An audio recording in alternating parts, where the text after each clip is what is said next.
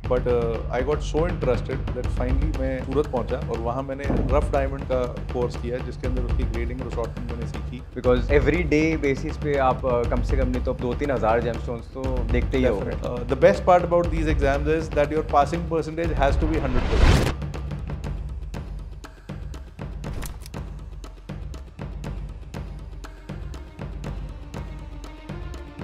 तो मैं अपने ऑडियंस से पूछना चाहता हूँ कि अगर किसी को बसरा खरीदना हो तो वो कितने रुपए का होना चाहिए और क्या आइडेंटिफाई कैसे होगा आइडेंटिफाई कि वो एक्चुअली में बसरा है भी या नहीं। ऑफ कोर्स हम लोग भी बसरा सेल करते हैं on gem Rishi. So my question to you again. So Rishi, usually अगर हम एक नॉर्मल पर्ल की बात करें बसरे का तो वो डेफिनेटली लाखों में ही आएगा, हज़ारों में आपको बसरे का पर्ल तो मिलने से रहा, अनलेस कि आप बहुत छोटी साइज़ लेना चाहते हो। आई वुड सजेस्ट कि बसरे का मोती अगर आप बहुत हाई क्वालिटी ले रहे हैं तो उसके अंदर बहुत अप्रोप्रिएट सर्टिफिकेशन चाहिए। When I say appropriate means labs which are really accredited to certify pearls, because हर लैब पर्ल को ऑथेंटिकली सर्टिफाई नहीं कर सकती है। Right. There are only few labs around the world.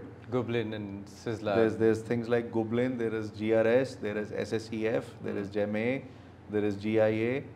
आप इन सब से पर्ल सर्टिफाई करा सकते हैं। ऑफ कोर्स इनकी सर्टिफिकेशन चार्जेस भी बहुत हाई होते हैं, because if you are buying such a high quality gem, of course you should spend this kind of money for certification also, but that doesn't mean that all the other pearls that you get in the market are inferior.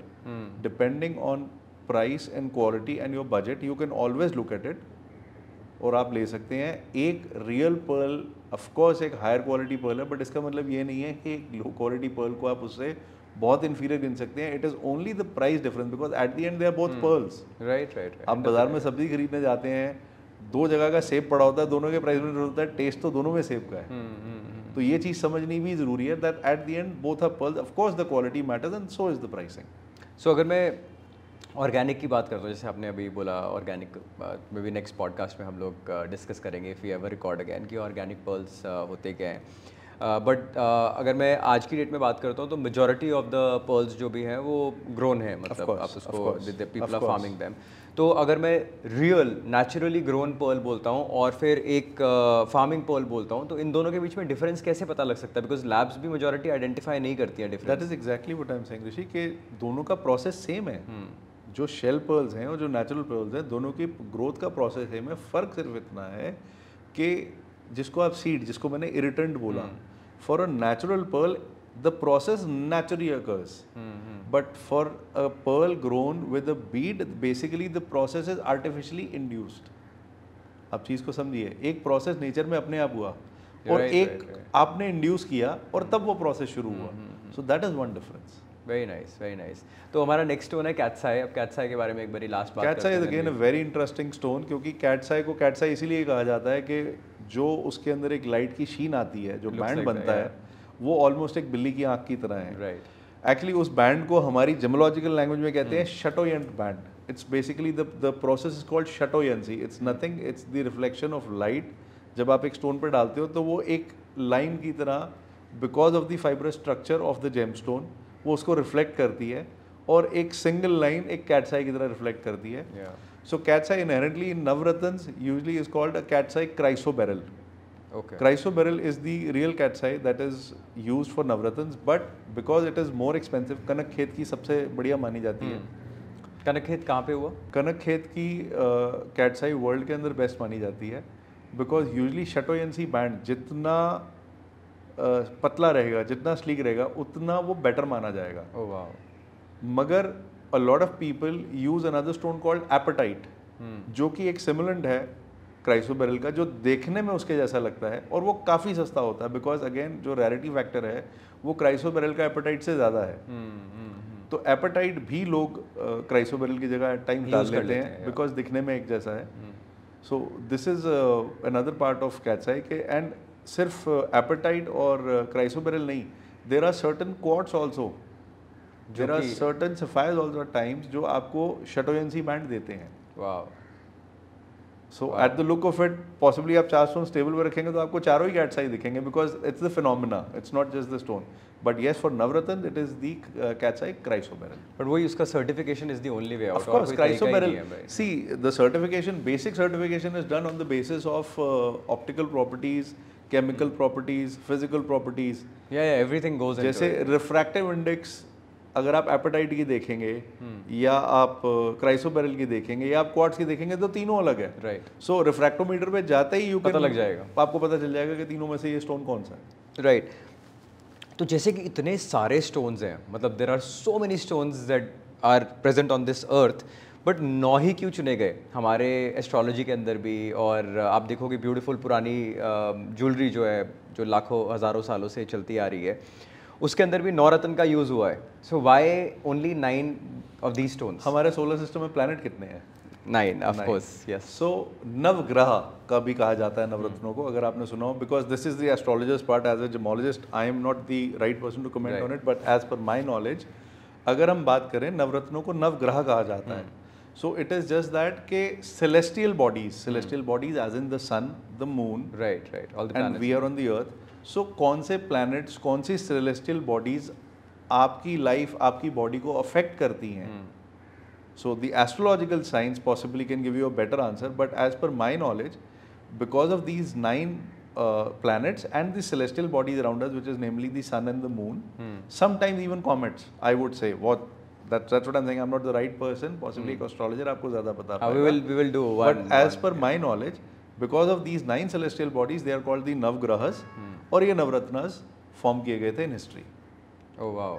तो history कुछ आपको पता है कि how does it go back? Well, एक mythological story जरूर है कि there was a demon called Vala और बाला, जो कि इंद्र के पास स्वर्ग में जा रहा था और उसको पॉसिबली अटैक करने के लिए और स्वर्ग का पोजीशन लेने के लिए, तो जितने भी डेटीज़ और जितने उस टाइम देवी देवता थे, तो वो उसके पास गए कि जो तू ये काम करने जा रहा है शायद ये ठीक नहीं है। तो rather since you are in a beast mode, तो as a beast you give your sacrifice for better things of other people in life.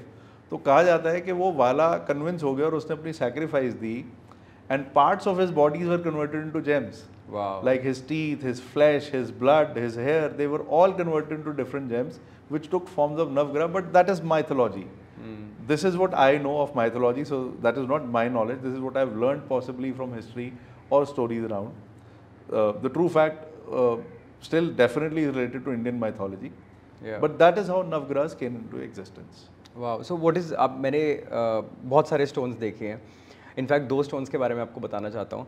सो एक मैं I have a friend of mine who is a world record holder, मतलब Guinness book के अंदर काफ़ी सारे उसके पास stones हैं जिनको वर्ल्ड रिकॉर्ड मिला है गिनीज बुक का। तो मैंने वहाँ पे स्टोन्स देखे which are millions of years old. Of course, मतलब ऑल ऑफ देम इतने पुराने स्टोन्स कि I can't even tell you, like 1 lakh साल, 2 लाख साल, 3 लाख साल, और उसके पास जो वो I couldn't record because it was not allowed, but I was stunned कि यार इतनी पुरानी हिस्ट्री है जो स्टोन्स के साथ चली आ रही है। And I could see some of the stones जिसके अंदर छोटे छोटे जानवर भी उस टाइम पे फॉसिल्स प्रेजेंट थे विच वर विजिबल इन द एम्बर के अंदर, राइट। सो मुझे देख के ऐसा हुआ कि यार we are how many years old, like 30, 40, 50, 100 years ज़्यादा से ज़्यादा जी लेंगे, and these stones have been there for generations and generations, and so long.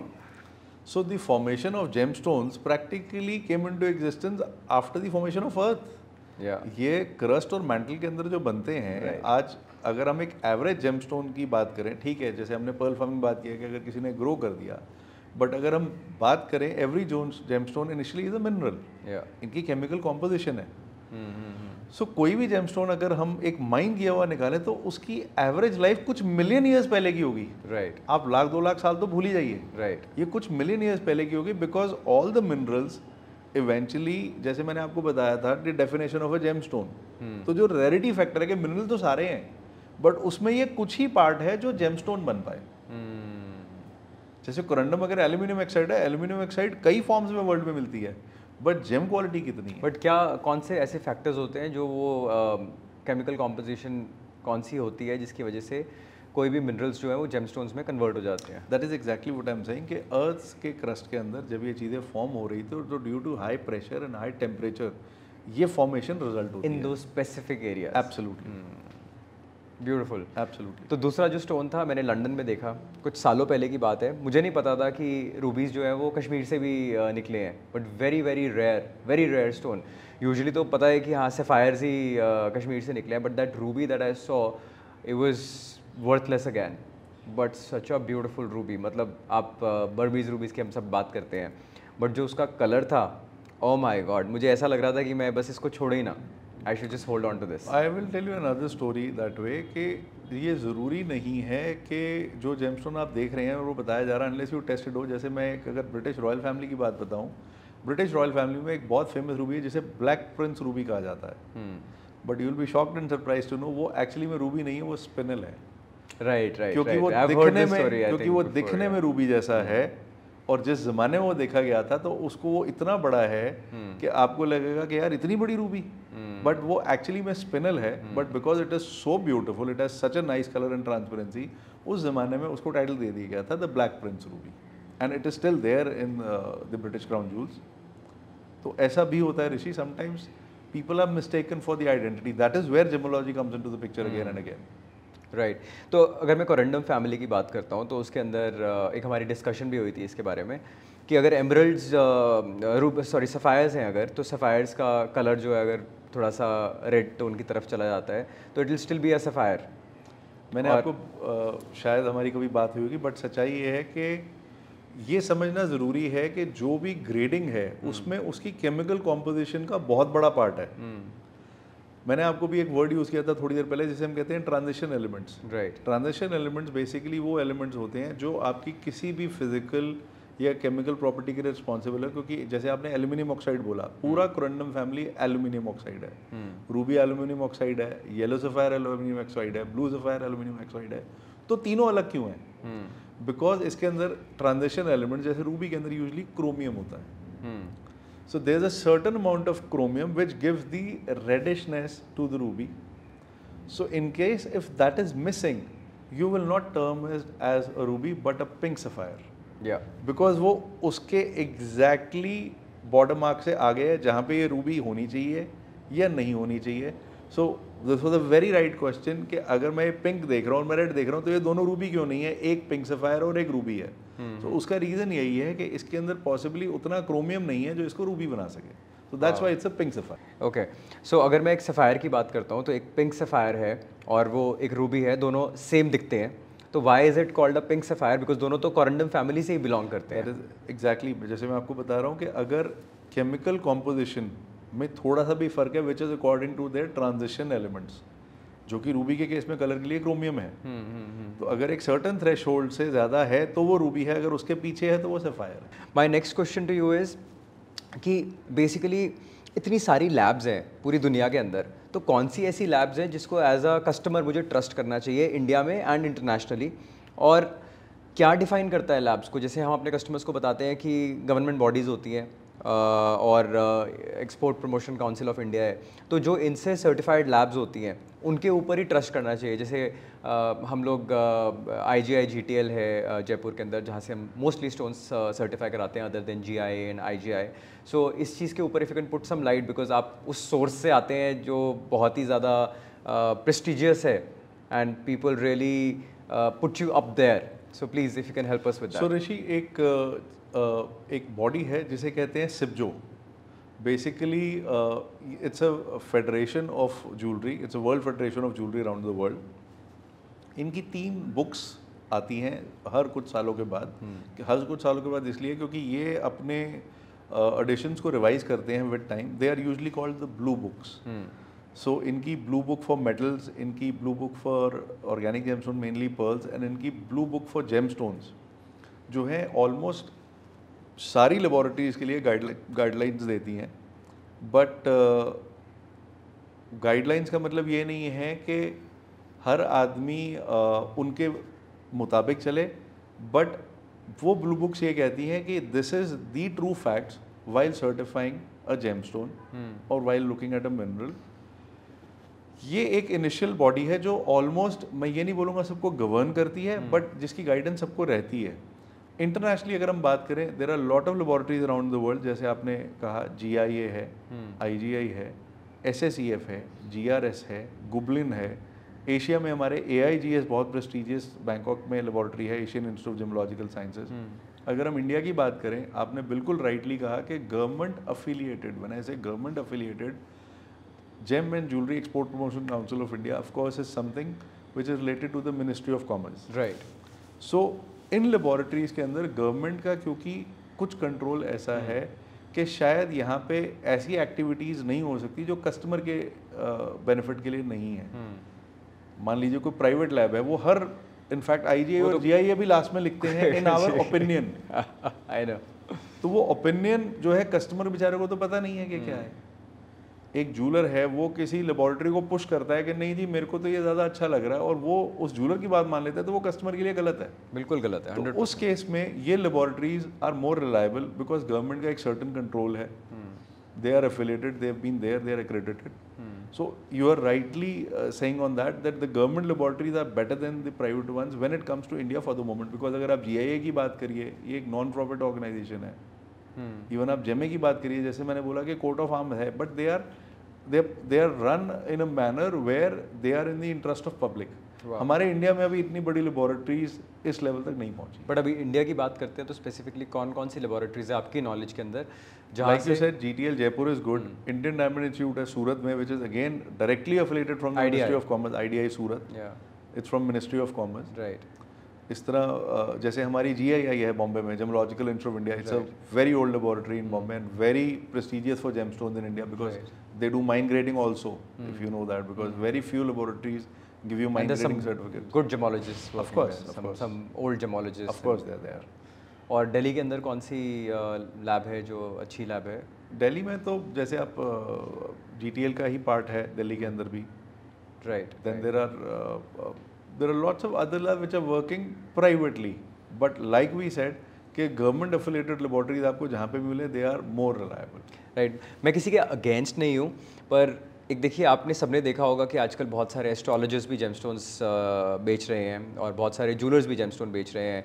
वो बोलते हैं कि मैम, भाभी जी आप इसको प्लीज़ लेके जाइए, भैया आप इसको लेके जाइए, ये मेरी नॉलेज के हिसाब से बहुत ही अच्छा जेमस्टोन है। बट आई वांट टू से कि बीइंग अ जेमोलॉजिस्ट ये इतना आसान नहीं है कि खाली जेमस्टोन को देख के, and specially living in today's world जहाँ पे इतनी ज़बरदस्त टेक्नोलॉजी आ चुकी है where you can make diamonds and gemstones in a lab.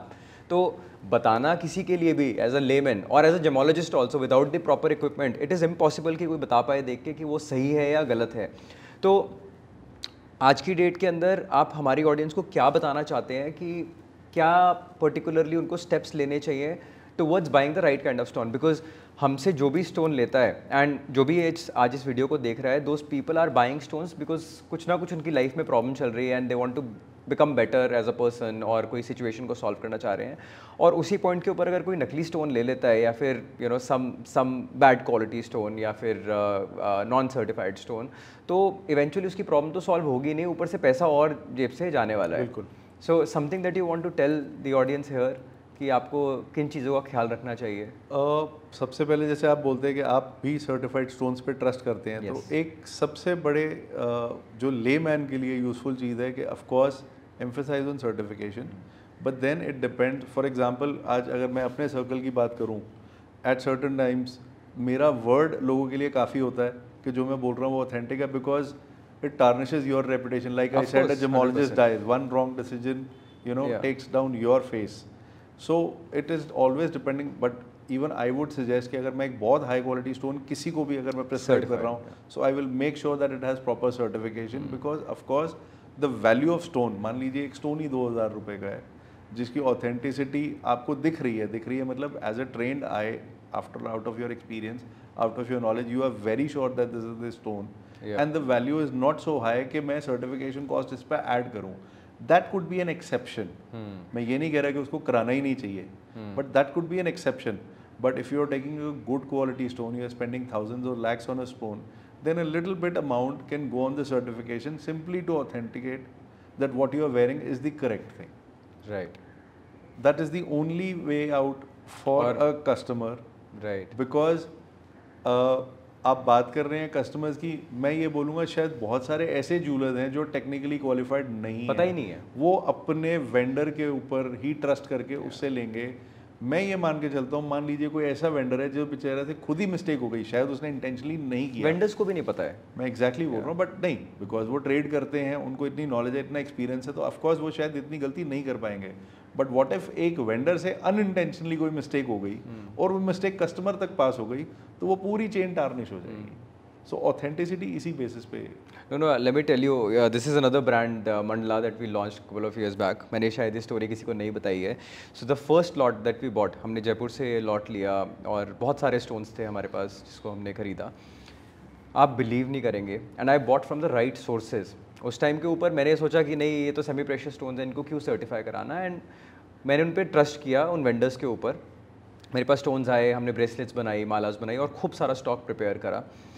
उसके बाद I was doing trials on people for a long time, और रियलाइज़ हुआ किसी के ऊपर से कलर उतर रहा है, कोई स्टोन जो है वो मतलब डिफरेंटली एक्ट कर रहा है. Then I took all of the stones और मैंने GTL में टेस्टिंग के लिए भेजा. जब GTL में टेस्टिंग के लिए भेजा तो पता लगा कि सब कुछ नकली था. Not even a single stone was real in that.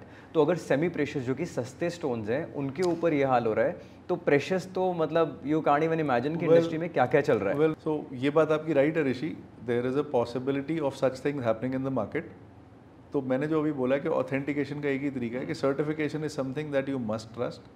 हालांकि सेमी प्रीशियस के अंदर ये ज़्यादा ईजियर है, because like I said similar दिखने में एक जैसे, सिर्फ कलर के बेसिस पे आप सेमी प्रीशियस पे बिलीव कर लेते हैं. राइट. सो उसकी पॉसिबिलिटी थोड़ी ज़्यादा है इससे. बाकी लाइक आई सेड कि certification is the ultimate authentication at least. और कुछ नहीं तो उसकी जो ऑथेंटिसिटी ऑफ दी स्पीशीज और वैरायटी, कि ये पन्ना है या नहीं है.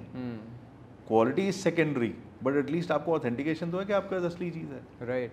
And only trust these 2-3 labs in India, अगर इंटरनेशनल से नहीं कराना चाह रहे, इंडिया से कराना चाह रहे हैं. बिकॉज मेरी नॉलेज के हिसाब से आज एवरी कॉर्नर, मतलब हर गली गली के अंदर एक लैब खुली हुई है. People have opened their own labs. आज से 21 साल पहले लेबोरेटरी चलाई हुई है.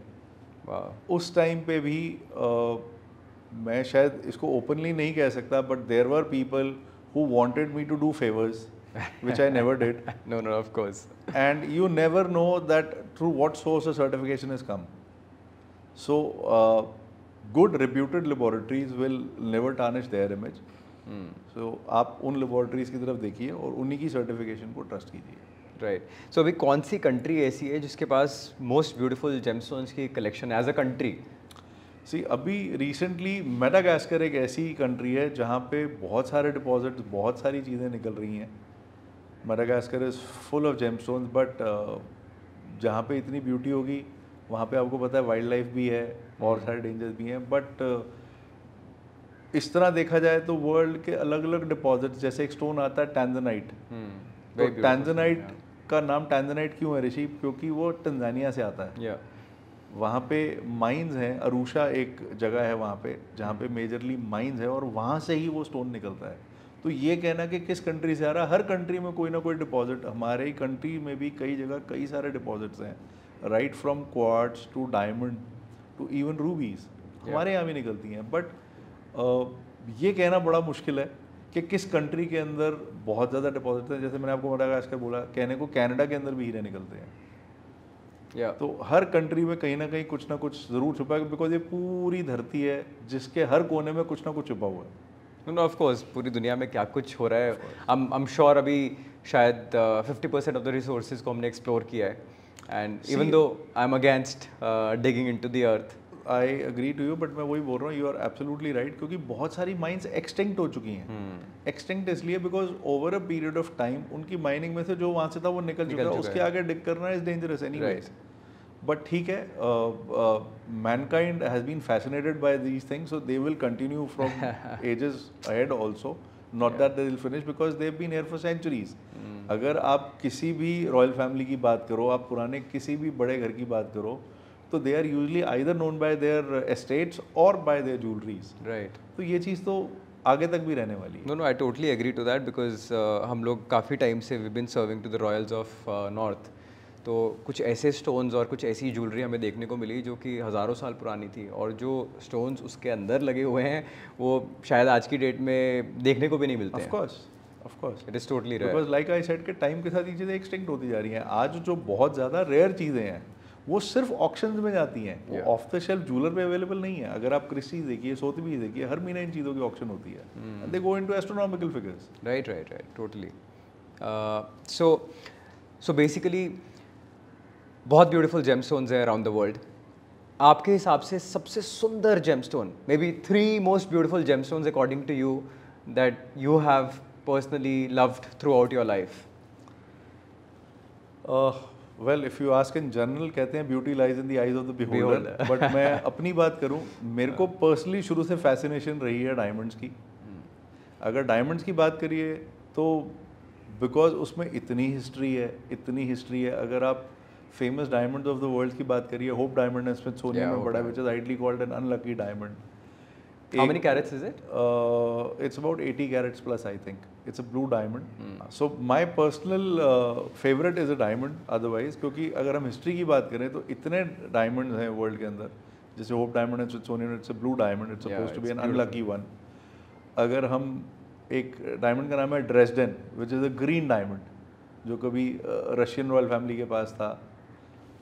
इस तरह because to see a diamond which is supposed to be colorless in its purest form, but it's even more beautiful when it comes into fancy colors.